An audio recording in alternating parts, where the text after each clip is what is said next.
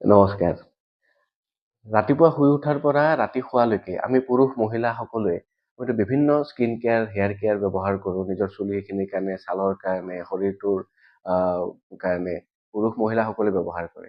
এতিয়া Google search নকৰাকে এটা কথা কওকচোন, যিমানবিলাক আমি ৰাতিপুৱাৰ পৰা আমি ৰাতিলৈকে যিমান প্ৰডাক্ট ইউজ কৰোঁ, ইয়াৰে ভিতৰত আপুনি যিমান কেইটা প্ৰডাক্ট ইউজ কৰে, সেই প্ৰডাক্টবিলাকৰ ভিতৰত অসমৰ কিমানটা কোম্পানী আছে যি অসমত জন্ম লাভ কৰিছে, অসমীয়া ল'ৰা-ছোৱালীয়ে জন্ম দিছে আৰু অসমীয়া ল'ৰা-ছোৱালীৰ দ্বাৰা পৰিচালিত হৈ আছে।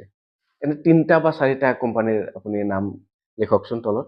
আপুনি ব্যৱহাৰ কৰা, আপুনি দিনটোত বোলে মই এইটো শ্বেম্পু ব্যৱহাৰ কৰোঁ বা এইটো চাবোন ব্যৱহাৰ কৰোঁ বা এইটো তেল ব্যৱহাৰ কৰোঁ বা এইটো ক্ৰীম ব্যৱহাৰ কৰোঁ, এনেকুৱা যিকোনো হ'ব পাৰে, য'ত অসমত জন্ম লাভ কৰা কোম্পানী আৰু অসমীয়া মানুহৰ দ্বাৰা বৰ্তমানো পৰিচালিত হৈ আছে, তেনেকুৱা এটা কোম্পানীৰ নাম লিখকচোন। গুগল চাৰ্চ নকৰিব দেই, নিজে আপুনি ব্যৱহাৰ কৰি থকা এই কোম্পানীবিলাকৰ ভিতৰত লিখক। লিখি উঠি জনাব দেই।